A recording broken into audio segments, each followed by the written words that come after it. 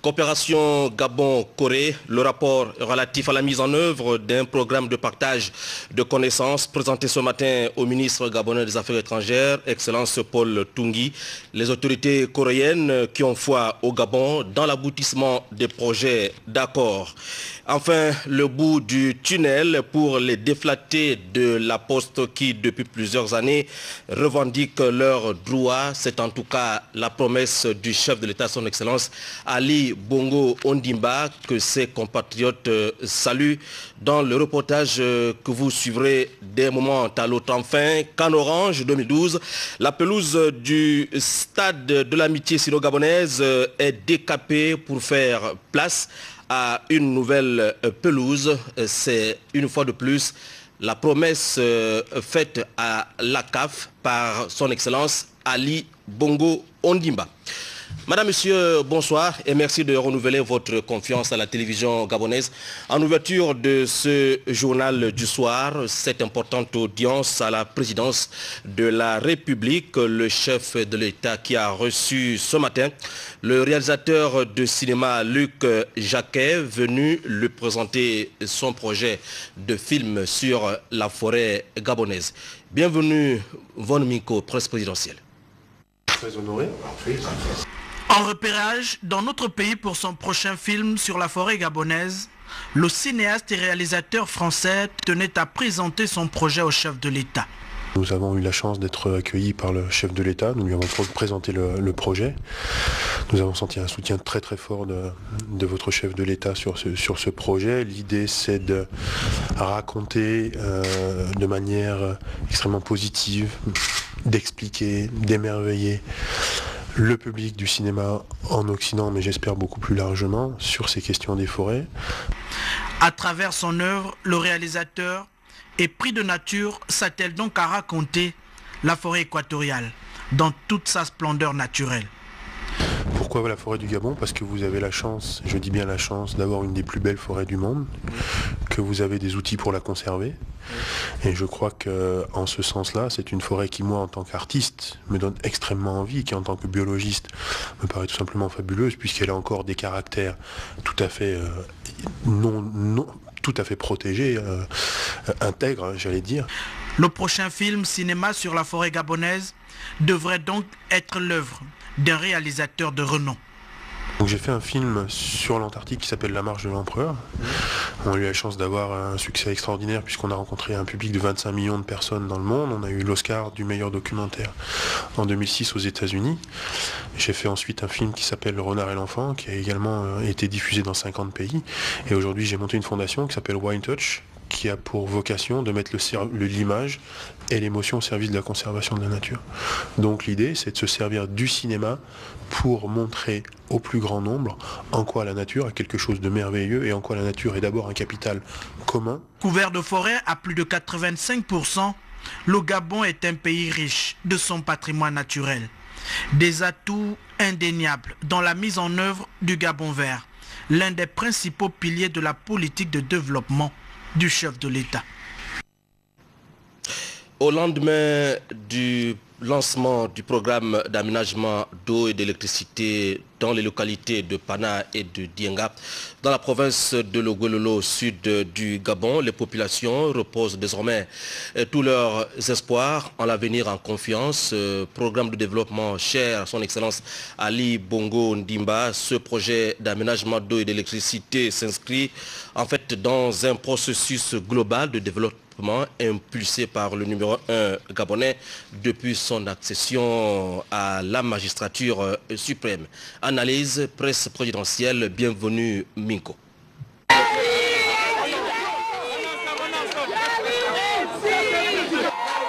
L'image date du mois d'août 2009, à l'aube du processus électoral exceptionnel. Le président Ali Bongo Ondimba, candidat à l'élection présidentielle, pénètre le cœur même des quartiers sous-intégrés de Libreville, où il a pris la mesure des questions de développement qui se posent au quotidien. Dans ces quartiers d'habitat précaire, l'eau potable est souvent une denrée rare. Mais depuis son accession à la magistrature suprême, beaucoup d'eau a coulé sous les ponts.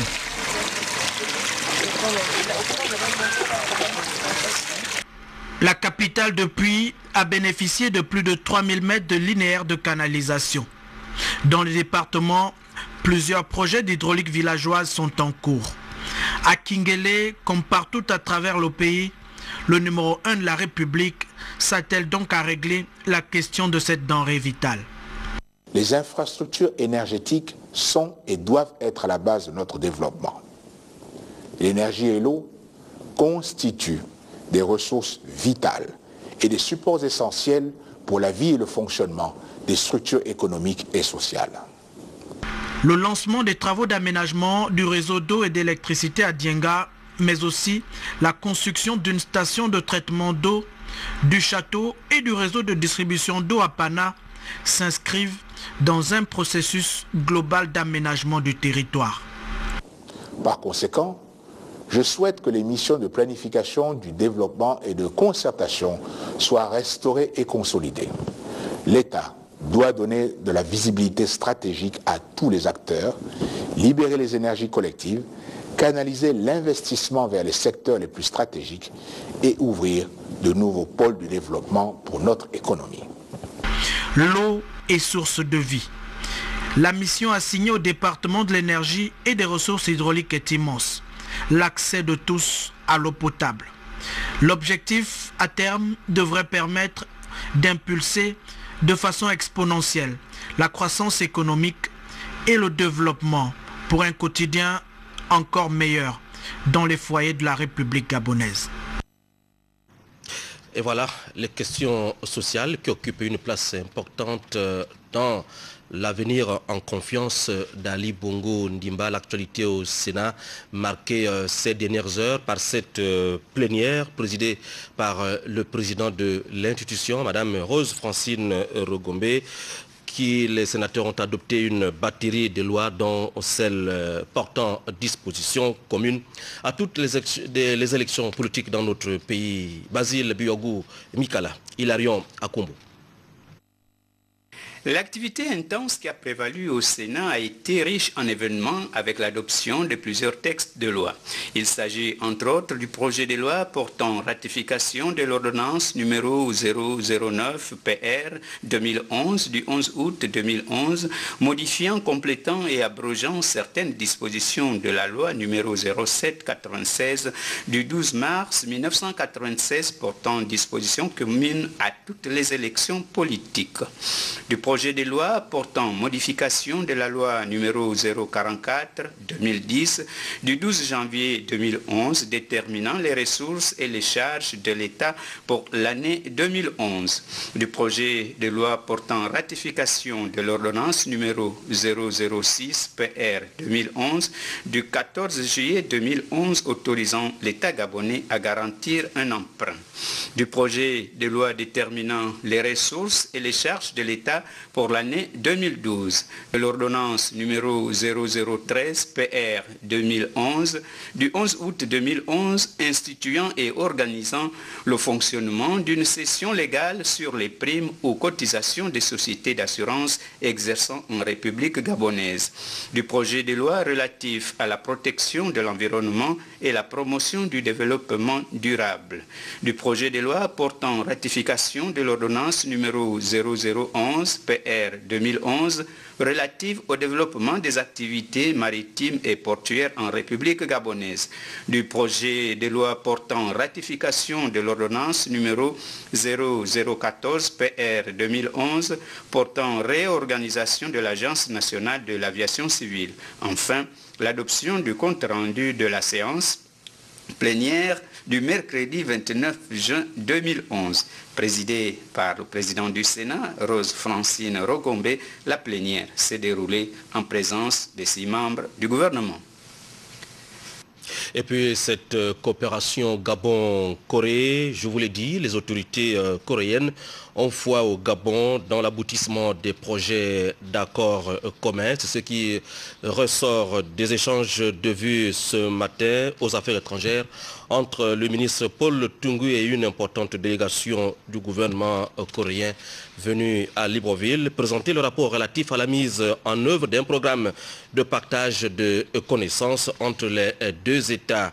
Le récit de Pélagie Mbouyi sur les images de Patrick Odian, ministère des Affaires étrangères. De partage de connaissances établi par le gouvernement coréen, spécifiquement conçu pour des projets d'investissement au Gabon, est un outil d'aide de la décision, un instrument de coopération stratégique et de partenariat. La délégation coréenne reçue par le ministre des Affaires étrangères, Paul Toungi, est venue dire au chef de la diplomatie gabonaise toute la volonté d'accompagner l'émergence du Gabon à travers cet ambitieux programme de développement. La Corée et le Gabon, qui fêtent sous peu les 50 ans de leurs relations diplomatiques, ont ainsi identifié 2 projets phares. Le nouvel aéroport de Libreville et la construction d'une nouvelle raffinerie de pétrole parce que celle en vigueur depuis 1968 a besoin d'être reconfigurée pour répondre aux exigences de la modernité et de la compétitivité. Les 2 parties ont débattu des lignes directrices des projets envisagés et se sont félicités de leur opportunité dans un contexte de réforme et d'ambition pour notre pays. D'ailleurs, la récente visite en Corée du président Ali Bongo Ondimba se situait dans le prolongement des négociations entamées par son illustre prédécesseur, Feu Omar Bongo Ondimba, pour doper une relation mutuellement bénéfique. Après le cabinet du ministre gabonais des Affaires étrangères, les experts coréens et gabonais se sont retrouvés dans un hôtel de La Place pour partager leurs expériences à la faveur d'un séminaire. Le reportage d'Yves Oyuno de notre rédaction. Le KSP se fait réalité au Gabon. Au cours de cette année 2011, en ce qui concerne le programme d'échange d'expériences entre le Gabon et la Corée, cette rencontre est la 4e du genre. Au nom de la partie gabonaise, le secrétaire général du ministère des Affaires étrangères, Paul Bieyen, et le coordonnateur du KSP, Amidou Okaba, ont su planter le décor à l'entame. Le programme d'échange d'expériences entre la Corée du Sud et la République gabonaise est un programme qui a été négocié par le chef de l'État, Ali Bongo Ondimba, pour que le Gabon, qui a l'ambition de devenir un pays émergent, s'inspire d'une expérience exceptionnelle de la Corée, qui en moins de 60 ans est passé du stade de pays le plus pauvre du monde à un pays développé, parce que la Corée est maintenant parmi les 15 puissances économiques du monde. Donc ce programme, qui va s'étaler sur un an renouvelable, va permettre aux homologues coréens d'inspirer les opérateurs économiques du Gabon en matière de développement du tourisme, en matière de développement des petites et moyennes entreprises, en matière de technologie de l'information et de la communication et en matière de développement agricole. Nous avons ciblé ces 4 secteurs parce que nous estimons que tout décollage économique doit partir de cela. Dans cette salle, les entités concernées par ce vaste projet échangent avec l'importante délégation coréenne du Sud qui a fait le déplacement de Libreville à l'occasion de ces séminaires. Bien, maintenant que nous avons élaboré toute la stratégie, il s'agit de la présenter aux experts gabonais, aux opérateurs économiques gabonais, afin que le programme soit validé et qu'il soit le programme de tout le monde, que tout le monde le soutienne et puisse se mettre à retrousser les manches pour la mise en œuvre. Échanges, exposés et conférences ont marqué cette première journée au cours de laquelle la base du travail à effectuer a été fixée. Kim Kyo-sik, le vice-ministre coréen, et l'importante délégation dont il est à la tête se sont réjouis de la parfaite santé des relations d'amitié Gabon-Corée du Sud, mais surtout de l'accueil convivial. Ici, les travaux vont se poursuivre. Dans le même temps se déroule dans notre capitale un important atelier sur les négociations et réformes dans le domaine du commerce et des services. C'est une initiative de la CEMAC en collaboration avec l'Organisation internationale de la francophonie. Constat sur l'avancement des travaux qui ont démarré depuis lundi. Lolita Obono, Yvette Okosa. Cet atelier, premier du genre sur les négociations et réformes dans le domaine du commerce des services, s'inscrit dans un contexte où l'économie des services et le processus d'intégration régionale du commerce occupent la première place dans l'espace CEMAG. Nous savons que le Gabon a fait du commerce des services un des piliers de son émergence. C'est pour cette raison qu'il était important pour nous d'organiser ici à Libreville un atelier régional sur le commerce des services qui permettra également de faire en sorte que les résultats de cet atelier soient ainsi restitués au niveau national. Avec l'implication d'une trentaine d'experts venus de 9 pays francophones, à savoir le Burundi, le Cameroun, la Centrafrique, le Congo, la RDC, le Gabon, la Guinée équatoriale, Sao Tomé et Principe et le Tchad, un accent particulier est mis sur les discussions dans les négociations de l'accord de partenariat économique sur le commerce des services et les réformes engagées dans les pays de l'Afrique centrale. L'objectif étant de favoriser le développement du commerce en vue d'une croissance économique durable. Les négociations commerciales qui ont lieu aujourd'hui dans le cadre de l'Organisation mondiale du commerce et dans le cadre de l'accord de partenariat économique ne sont que des outils que chaque pays doit pouvoir utiliser pour atteindre cet objectif de politique nationale. À l'instar des ateliers régionaux organisés par l'OIF dans le cadre du projet de renforcement de l'expertise des accords commerciaux, cette rencontre fait partie des activités de sensibilisation et de formation pour une meilleure politique commerciale. Le Gabon, à l'instar de la communauté internationale, célèbre demain 1er décembre 2011, comme chaque année, la journée mondiale de lutte contre le VIH-Sida. Thème retenu cette année, 0 nouvelle infection, 0 décès, 0 discrimination. Le ministre de la Santé, le général Flavien Nzengezundu, à la veille de cet événement, a prononcé une importante allocution au nom du gouvernement gabonais. En voici un extrait. Le ministère de la Santé, des Affaires sociales, de la solidarité et de la famille vous rassure de sa détermination à freiner la courbe évolutive de la pandémie du VIH dans notre pays. Nous accentuerons les campagnes de sensibilisation, surtout auprès des jeunes et des groupes cibles à risque tels que les professionnels du sexe. Nous nous dirigerons vers l'accès universel au traitement conformément aux recommandations de l'Organisation mondiale de la santé. Nous poursuivrons progressivement la mise en place de la stratégie de marketing social du préservatif dans toutes les provinces du Gabon. Avec le ministère de l'Éducation nationale, nous développerons un vaste programme de prévention du VIH-Sida dans les établissements scolaires.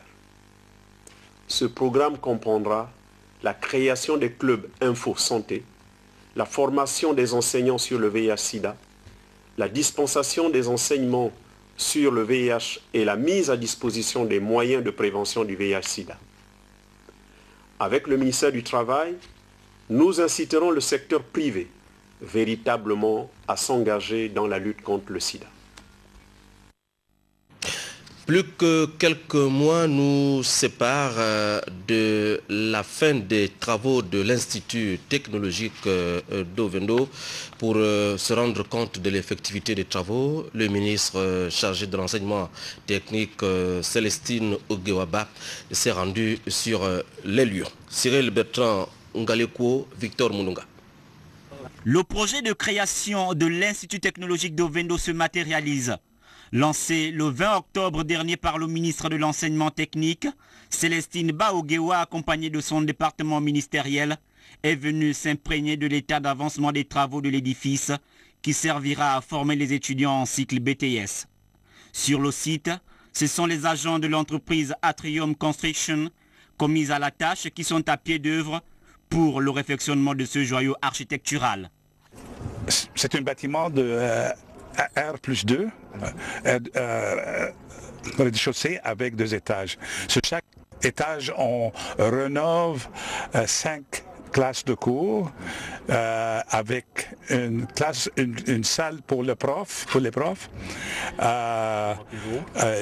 avec des bureaux pour les profs aussi, avec des nouveaux bancs pour les étudiants. On va terminer cette phase vers la fin de ce mois-là. Deuxième étape du marathon, la visite de la plateforme qui abritera le locaux administratif situé à un jet de pierre du cadre d'études. Visiblement sur le chantier, l'évolution des travaux est normale. Le projet de création de l'Institut de technologie d'Ovendo rentre dans le plan d'urgence éducation-formation que le chef de l'État a instruit. Cet après-midi, je réalise que le chantier avance et que certainement, comme nous l'avons prévu, les cours pourront démarrer en janvier. Ce sont au total 15 salles de classe, 3 salles de professeurs et 9 bureaux qui seront bientôt à la disposition des futurs étudiants et enseignants de l'Institut technologique d'Ovendo. Je vous le dis, c'est le bout du tunnel pour les déflatés de Gabon Post qui, depuis plusieurs mois, revendiquent leurs droits après de nombreuses démarches et les promesses faites par le chef de l'État, son Excellence Ali Bongo Ondimba. L'espoir renaît par l'aboutissement de ce dossier qui n'a fait que trop durer. Félicien Bivigakumba, TV2. Une image devenue coutumière pour les téléspectateurs gabonais, des hommes et des femmes complètement abattus qui depuis plusieurs années revendiquent leurs droits. Plus surprenant encore, au-delà de leurs cris de détresse, de leur désarroi jeté à la face du monde et sur la place publique, les choses semblaient ne pas avancer. À force d'obstination et de persévérance, puisque l'espoir fait vivre, le dossier aurait enfin énormément avancé. Nous savons que l'émergence aujourd'hui aux yeux des Gabonais est une réalité qui a des bases fondamentales, notamment la légalité et tout le respect de la loi de la justice sociale qui se profile à l'horizon. Donc il n'y a peut-être pas de note discordante, mais simplement techniquement l'aboutissement et le bouclage de ce dossier. Pour les déflatés de la Poste, un pays ne se construit pas avec une justice à plusieurs vitesses. Dans leur cas, assimilable à bien d'autres, leur dossier obéit à un parallélisme de forme qui ne serait que justice dans le strict respect de la loi. Et le plan social comportait entre 20 et 30 mois. C'est inscrit noir sur blanc sur les documents qui ont été transmis comme indemnité qui peut permettre aux postiers aujourd'hui de compenser non seulement le niveau de vie qui a baissé, tout le mauvais traitement, les préjudices et autres, les dommages et intérêts qu'ils ont subis. La mise en place du plan social était importante. Au niveau où se trouve ce dossier aujourd'hui, dossier qui a vu l'intervention de toutes les autorités, au-delà de quelques blocages survenus, et grâce à l'intervention du Premier ministre, chef du gouvernement, et tout récemment encore, d'Ali Bongo Ondimba, le président de la République, chef de l'État, aujourd'hui, le credo des déflatés de l'OPT est de voir l'avenir en confiance, en toute confiance pour leurs familles et eux-mêmes en cette fin d'année. Félicien, merci. La suite avec cette tombée de rideau au palais du Sénat, du séminaire de formation et de perfectionnement des journalistes en période électorale. Les travaux ont duré 2 jours. Marie-Josée Ndombi, Christelle Maïda. Satisfaction générale, c'est l'impression qui se dégage au terme de 24 heures d'intenses travaux de ce séminaire qui a réuni des confrères des différents organes de presse. Un séminaire dont le thème portait sur les responsabilités éthiques, déontologiques et maîtrise des outils juridiques pour un meilleur traitement de l'actualité électorale par les journalistes. Au sortir de cette rencontre, plusieurs recommandations ont été formulées pour assurer au mieux la couverture médiatique de la campagne électorale. D'équilibrer la médiatisation entre les différents candidats, opposition, majorité, par rapport à l'instrumentalisation des télévisions publiques, d'envoyer régulièrement les journalistes en stage de perfectionnement, de spécialiser les journalistes dans les différents domaines, comme la santé, l'économie, la politique, etc. Aux journalistes, de respecter l'éthique et la déontologie, de ne pas montrer son appartenance politique dans l'exercice de ses fonctions. Avant de procéder à la clôture des travaux, le président du Conseil national de la communication s'est dit satisfait des conclusions des présentes assises. Le rapport général des travaux de ce séminaire, qui vient d'être adopté tout à l'heure par acclamation, montre que les débats et les échanges auxquels le thème général du séminaire a donné lieu ont été les plus denses et des plus enrichissants. À la veille de la campagne électorale qui s'annonce, je vous exhorte donc en conclusion, afin que vous puissiez pleinement être fiers des efforts consentis par la nation à assumer le moment venu votre rôle, tout votre rôle, et rien que votre rôle de journaliste. Avec abnégation, avec honnêteté et surtout avec un professionnalisme à toute épreuve. Des certificats de participation ont été remis aux séminaristes qui se sont séparés dans l'espoir de se retrouver à la veille de la prochaine consultation électorale. À la veille justement de la campagne pour les législatives du 17 décembre prochain, les partis politiques s'activent et s'organisent. L'Alliance démocratique et républicaine ne sera donc pas absente de ces joutes. Parmi ces tickets, Gisèle Itumba dans le département de la Dola. Cherel Bungota, Victor Mundunga. Ndende en ligne de mire de toute convoitise politique. Le siège unique du département de la Dola est jusqu'ici aux mains de l'UPG, l'Union du peuple gabonais. Mais un nouveau contexte est de mise, car à côté de l'UPG et du PDG très présents sur le terrain, il y a l'Alliance démocratique et républicaine de Dijob Divung Diding. Sa tête de file à Ndende, Gisèle Itumba. Tous ces problèmes qui minent en fait notre pays, on les trouve ailleurs. C'est ailleurs, c'est de faire des efforts. On n'a pas construit Paris en un jour. C'est de faire des efforts, de dire qu'il faut que ça change un jour. L'ADER n'entend donc pas être absente dans cette perspective électorale. La position de l'ADER, pour moi, elle est bonne. Déjà ici, elle est représentée par Mme Gisèle Itumba, qui est, avant d'être ce qu'elle est, elle a toujours montré qu'elle aime son village. Les listes électorales sont bel et bien affichées au domicile des auxiliaires de commandement. Quelques réclamations apparaissent tout de même. On prépare les élections. Bon, c'est comme l'habitude. Premièrement, ils amènent la liste électorale. Mais si ton nom n'est pas figuré, tu ne peux pas, tu ne votes pas. Moi-même d'abord, mon nom n'est pas sorti. Il y a beaucoup de gens qui sont le nom qui n'ont pas sorti ici dans la liste là. Confronté à un impératif de développement, le siège unique du département de la Dola a désormais 3 forces politiques en présence. L'UPG, le PDG et l'ADER, arrivés en 2e position au local de 2008. La direction de campagne du candidat Pierre Claver Maganga Moussavou du PSD convie les ressortissants de la commune de Mouila et de la Douya-Onoy, résidents ou de passage à Libreville, à assister à une importante réunion de concertation qu'il présidera le samedi 3 décembre 2011 à 14h au premier étage du siège de la société Mouila Transport, 6 au PK7 de Libreville.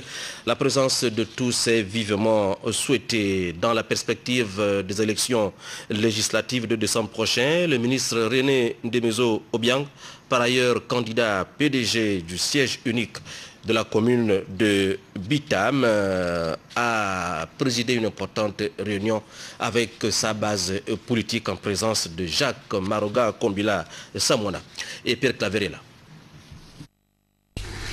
Le Parti démocratique gabonais demeurant la force politique majoritaire sur toute l'étendue du territoire national a un bilan à défendre. C'est donc en prévision du scrutin du 17 décembre 2011 que les Bitamois de Libreville sont venus nombreux à la résidence du ministre René Ndemezo Obiang écouter ce message axé surtout sur l'implication totale de tous dans cette campagne électorale qui s'ouvre dans quelques jours, dont l'objectif visé est le triomphe du PDG. Les ressortissants des différents quartiers de la commune de Bitam se sont réunis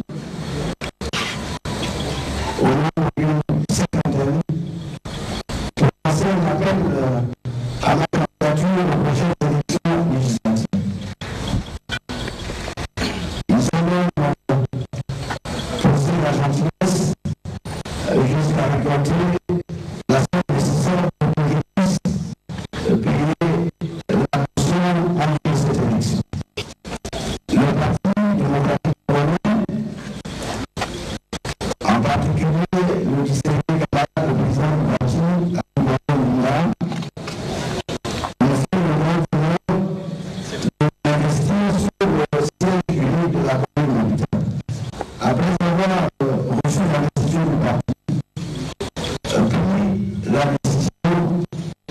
Donc, comme tout le monde saura, aller au fond, il ne s'agit pas ici d'aller tuer les gens.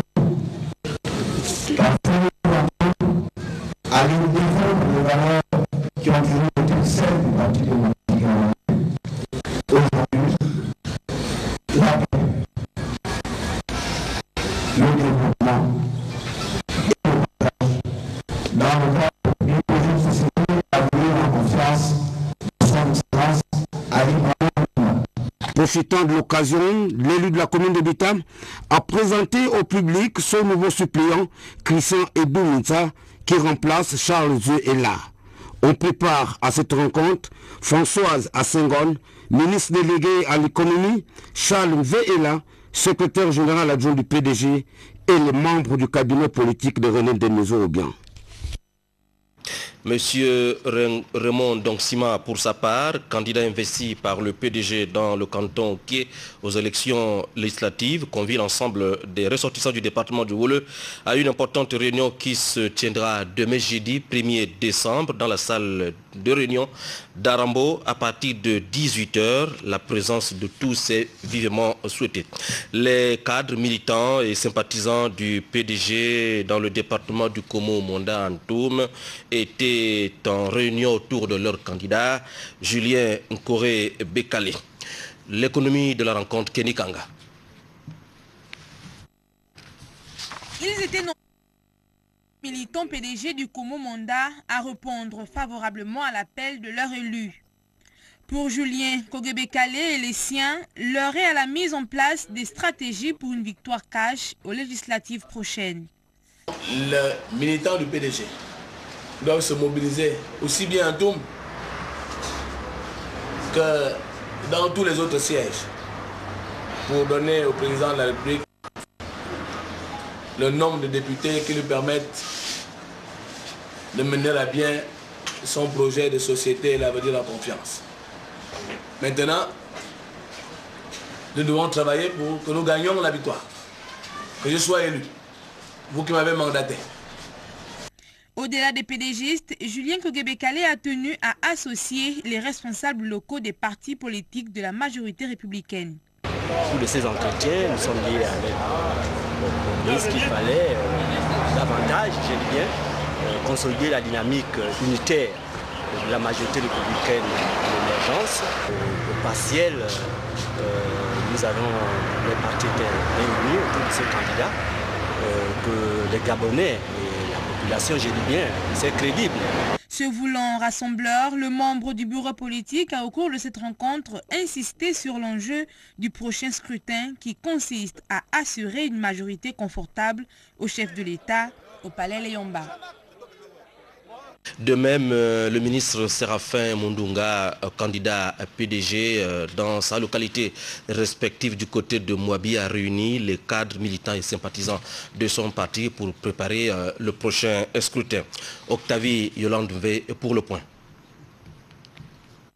Pendant ces moments d'intense communion, il a été question de débattre avec les électeurs des stratégies de communication et de logistique liées à la participation massive des populations du département de la Duni. Chaque siège compte. Et nous en avons 2 à Mouabi. Il faut que nous les remportions. Et pour les remporter, chers frères et chères sœurs, il faut que nous abandonnions les méthodes que nous avons eu à prendre pendant la mauvaise école. Le membre du comité permanent du bureau politique, Séraphin Mundunga, a donc saisi cette opportunité pour sensibiliser les uns et les autres sur les enjeux de ces joutes électorales. Pendant la campagne électorale, surtout cette campagne-ci, c'est la première élection législative que le distingué président du parti doit assumer en tant que premier responsable du Parti démocratique gabonais. On n'acceptera pas qu'il y ait quelqu'un qui vienne trouver une excuse. Tout en souhaitant que les 2 sièges de cette partie du Gabon soient acquis à la cause du Parti démocratique gabonais. Nous partons avec la certitude que cette fois-ci, en fonction du quadrillage qui a été fait, du maillage qui a été fait au niveau de la commune et du premier siège, nous sommes rassurés que nous gagnerons les 2 sièges dans le département de la Duni. Les représentants du label PDG appellent au changement de mentalité de tous. pour gagner la confiance du distingué camarade président Ali Bongo Ondimba. Un jeu de questions-réponses a clos cet échange fraternel. Le membre du comité permanent du bureau politique, Paul Biogemba, convie les camarades d'ici après à une importante réunion qui aura lieu demain, jeudi 1er décembre à 17h à l'immeuble Arambo. Il s'agit des membres du bureau politique, des conseils du distingué camarade, des membres du secrétariat exécutif, des membres du gouvernement, des candidats estuaires et leurs suppléants, du secrétaire provincial, du secrétaire communal, des délégués nationaux, UJ et UFPDG, des membres du Conseil national. L'ordre du jour, l'organisation de la réception du secrétaire général le 3 décembre 2011 à Libreville. Le secrétariat exécutif du PDG convie tous les candidats titulaires PDG à assister au séminaire d'harmonisation qui aura lieu au siège du parti 6 au quartier Louis le vendredi 2 décembre 2011 à 9h. Compte tenu de l'importance du dit séminaire, la présence de tous est vivement souhaitée. Et puis l'honorable Marie Missoulkagne, épouse Ndimba, membre du bureau politique, candidat PDG pour le 3e siège de la Boumi-Loueti, convie tous les cadres, membres du Conseil national, membres du comité central, ainsi que tout autre ressortissant des cantons d'Ouayi, Basse-Loueti et Bangando Ngounié, résidant ou de passage à Libreville, à une réunion qui se tiendra demain 1er décembre à son domicile 6 à Okala, derrière l'école, à partir de 17h. L'honorable docteur André Christ Ngimbi, candidat PDG aux élections du 17 décembre, convie l'ensemble des cadres, des militants ainsi que les sympathisants PDG 2e siège de Tamba Magoti, résident ou de passage à Libreville, à une importante réunion à la Chambre de commerce demain 1er décembre à 16h. La présence de tous est de rigueur. Et puis, autre communiqué, c'est le ministre Emmanuel Issoze Ngonde. Il est candidat aux dites législatives. Il convie tous les conseils du distingué camarade, les membres du secrétariat exécutif, du bureau politique, du conseil national et du comité central originaire de Logou et Vindo, résident ou de passage à Libreville, à une importante réunion demain 1er décembre à 17h au siège du parti 6 à lui. Autre communiqué politique, le maire adjoint du 3e arrondissement de Libreville est candidat du Centre des libéraux réformateurs pour le district de Bicondom et Canton thème 2 aux élections du 17 décembre. Le camarade Charles Obam Mezo convie tous les ressortissants des cantons Écorété et thème 2 à une réunion de concertation demain 1er décembre à la mairie du 3e arrondissement lorsqu'il sera exactement 17h. La suite de ce journal avec le sport que nous ouvrons avec ce début de l'opération d'identification des agents de la Société gabonaise des services SGS. Il s'agit de mettre en place une nouvelle politique de sécurité à l'aube de la Coupe d'Afrique des Nations de football. Le reportage est de Cheryl Bungota.